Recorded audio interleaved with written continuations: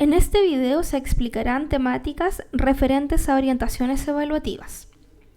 En primer lugar, hay que tener claridad que cada asignatura posee un creditaje y para poder otorgarle este al alumno se debe evaluar el resultado de aprendizaje correspondiente según el programa. En este proceso se deben determinar qué métodos y criterios de evaluación son los más adecuados para valorar si el estudiante ha adquirido el nivel de conocimientos, comprensión y competencias deseados. El docente debe considerar que la metodología, el método evaluativo y los resultados de aprendizaje deben estar alineados.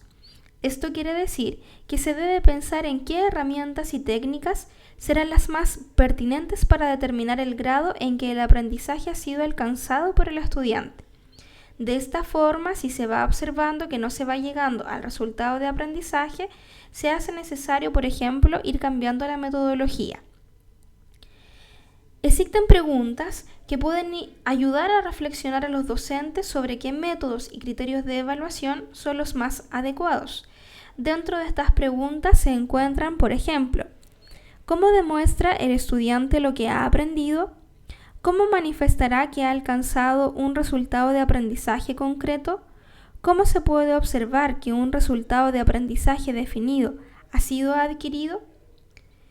Los procedimientos de evaluación deben, por tanto, diseñarse minuciosamente, proporcionarse a los estudiantes y revisarse de manera periódica. Los estudiantes deben conocer la metodología, el método evaluativo y el resultado de aprendizaje de antemano, para saber con claridad no solo lo que se espera de él, sino también cómo habrá de demostrarlo. La siguiente tabla, que se puede apreciar en la pantalla, recoge los principales métodos de evaluación, ya sean métodos de evaluación directos e indirectos. Los más utilizados en el pregrado son los primeros. Dentro de ellos encontramos examen escrito, examen tipo test, trabajos, ensayos, resolución de problemas, presentación oral, portafolio, observación directa del desempeño, elaboración de póster, estudio de caso, informes, prácticas de laboratorio, prácticas externas, proyecto, rúbricas y también, por otro lado, trabajo fin de grado máster y tesis doctoral. Estos métodos recogidos en la tabla presentan ventajas y desventajas a la hora de evaluar los resultados de aprendizaje. Pero, dependiendo de la naturaleza del resultado de aprendizaje, será mejor utilizar uno u otro. Dentro de otras dudas que surgen en el cuerpo docente, se encuentra la interrogante de cómo maximizar la validez de la evaluación y cómo minimizar los sesgos. Hay algunos puntos relevantes para resolver esta problemática, como por ejemplo, utilizar varios métodos de evaluación a lo largo de la asignatura, tener en cuenta el tiempo y los recursos disponibles, criterios detallados y claros para su corrección, sobre todo si hay varios docentes asociados a la asignatura, debe haber un consenso. Por eso es necesario también reuniones dentro del cuerpo académico de una actividad curricular. Con respecto a las orientaciones para promover la correspondencia entre los resultados de aprendizaje, las actividades formativas y los métodos de evaluación, sabemos que cuando ya se han descrito los resultados de aprendizaje, el siguiente paso consiste en desarrollar una estrategia de enseñanza-aprendizaje. Esta consiste generalmente en proporcionar para practicar en distintas condiciones y grados de dificultad actividades similares a las que se utilizarán para evaluarlos. Preguntas como ¿qué actividades serán las más adecuadas para que el estudiante logre el resultado de aprendizaje previsto? ¿Qué métodos de enseñanza van a permitir que el estudiante logre el aprendizaje que se persigue? Para lograr este determinado resultado de aprendizaje, ¿qué contenidos formativos se deben abordar y cómo se han de estructurar? Estas preguntas ayudarán a diseñar actividades formativas poniendo énfasis en los resultados de aprendizaje que se pretenden alcanzar. Finalmente, acá se muestra una tabla en donde se encuentra la relación entre resultados de aprendizaje, actividades de enseñanza y evaluación. A continuación se explicarán algunos métodos de evaluación que quisimos recalcar. Entre ellos, en primer lugar, está la rúbrica. aquella que es una pauta que explicita los distintos niveles posibles de desempeño frente a una tarea, distinguiendo las dimensiones del aprendizaje que están siendo evaluadas y por lo tanto los criterios de corrección. Dentro de sus ventajas generales, encontramos que suponen un ejercicio reflexivo y consensuado para la selección y definición de las dimensiones que serán observadas y de los criterios de evaluación y, por tanto, una práctica de aguda apropiación curricular. También ofrecen una descripción precisa de las distintas posibilidades de respuesta o desempeño, lo que permite recoger información de mayor riqueza al evaluar e ilumina los procesos de enseñanza, sobre todo desde la orientación al refuerzo, desde la retroalimentación y apoyo a la mejora paulatina del desempeño de los estudiantes.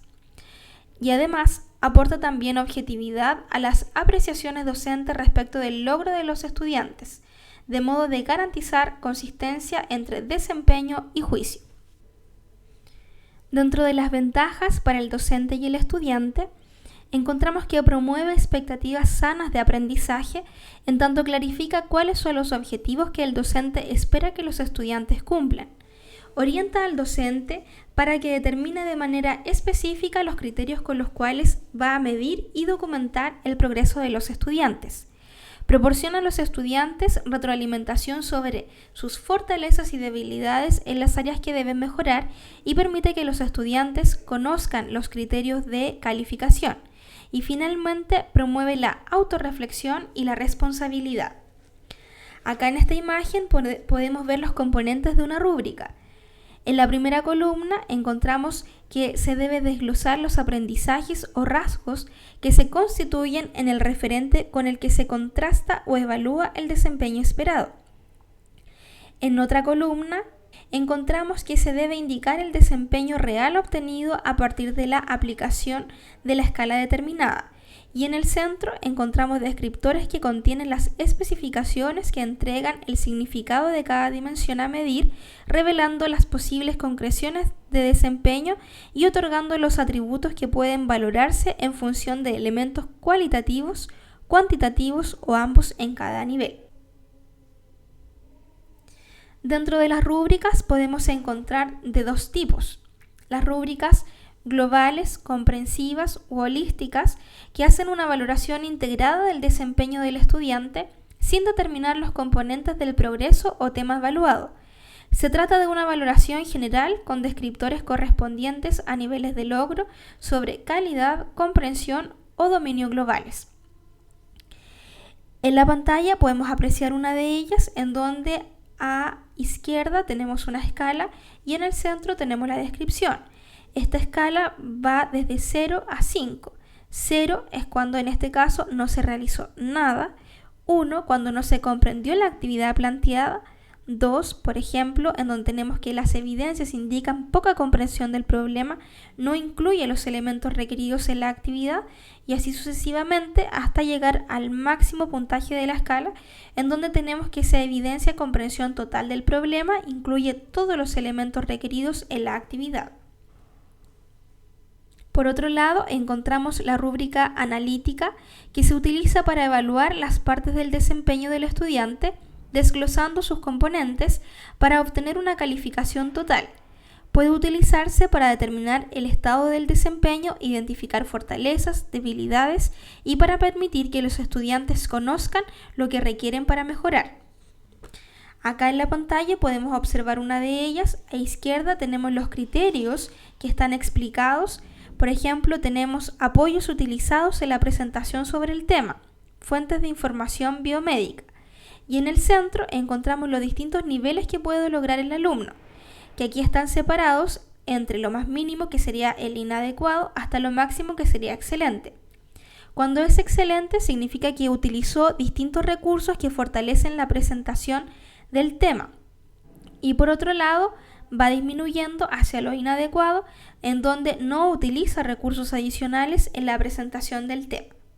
Y así, esto va variando dependiendo de lo que deseamos evaluar. Existen diferentes programas online para confeccionar rúbricas. Entre ellos podemos encontrar CINEAD, Rubistar, Evalcomics, etc., las cuales se presentan en la pantalla para que ustedes puedan recurrir a ellas. Por otra parte, tenemos la lista de cotejo, que es un listado de características, aspectos, cualidades, etc., sobre las que interesa determinar su presencia o ausencia. Se centra en registrar la aparición o no de una conducta durante el periodo de observación. Ofrecen solo la posibilidad de ítem dicotómico y su formato es muy simple. Entre sus características tenemos que se basa en la observación estructurada o sistemática, solo indica si la conducta está o no presente sin admitir valores intermedios y no implica juicios de valor. También tenemos por otra parte la escala de apreciación, que es un conjunto de características, aspectos o cualidades que deben ser juzgadas de acuerdo a una escala que permite identificar el grado hasta el cual se ha presentado cada cualidad o característica. Pretenden graduar la fuerza con la que aparece una conducta, por lo tanto es un buen instrumento para recoger. Por otra parte, encontramos la escala de apreciación, que es un conjunto de características, aspectos o cualidades que deben ser juzgadas de acuerdo a una escala que permite identificar el grado hasta el cual se ha presentado cada cualidad o característica. Pretenden graduar la fuerza con la que aparece una conducta, por lo tanto es un buen instrumento para recoger información frente a comportamientos, acciones que queremos observar de manera permanente si nos interesa cuantificar su grado o intensidad. Dentro de los indicadores, por ejemplo, que se encuentran ahí en pantalla, utiliza vocabulario variado, recurre a sinónimos para evitar repeticiones, utiliza antónimos de diferentes palabras, en donde ahí nosotros vamos a estar completando con lo que nosotros queremos evaluar. Y a mano derecha de la pantalla podemos encontrar las categorías, si el alumno lo realizó siempre, muchas veces, algunas veces o nunca. Dentro de otro instrumento de evaluación encontramos el portafolio, que permite recoger información sobre el desarrollo de un proceso, para apreciar no solo un puntaje, sino evidencias respecto de su trayectoria de aprendizaje. Esto se logra a través de la compilación de trabajos del estudiante que aportan evidencias sobre sus conocimientos, habilidades y lo que piensa frente al desafío de trabajo. Aspectos positivos del portafolio son una visión de educación centrada en el estudiante, alumno reflexivo, dota de sentido el trabajo realizado, facilita la comunicación sobre el trabajo realizado, relaciona el aprendizaje con un contexto más amplio que las lecciones de aula, promueve procesos metacognitivos, revaloriza el trabajo real del alumnado, hace consciente al estudiante de que la evaluación es un proceso que se desarrolla a lo largo de toda la vida. Otro método de evaluación que encontramos es la animación interactiva, donde hay utilización de variados recursos tecnológicos con los cuales se crean objetos digitales animados e interactivos para la web. Así se pueden obtener atlas, cuentos animados, caricaturas de células o biocartoons, etc., todos ellos relacionados con temáticas de interés. Como ventaja, permite una mayor integración de los contenidos, sobre todo a la persona que diseña y realiza la animación y por supuesto también a las personas que vean estos interactivos. Alcanza altos niveles dentro de la taxonomía digital de Bloom. Dentro de otras ventajas también está la posibilidad de que este material pueda servir para otras generaciones u otros alumnos que también deseen estudiar dichas temáticas. Para mayores consultas, dirigirse a las dependencias de la Dirección de Docencia o visitar el sitio http://cid.ucsc.cl.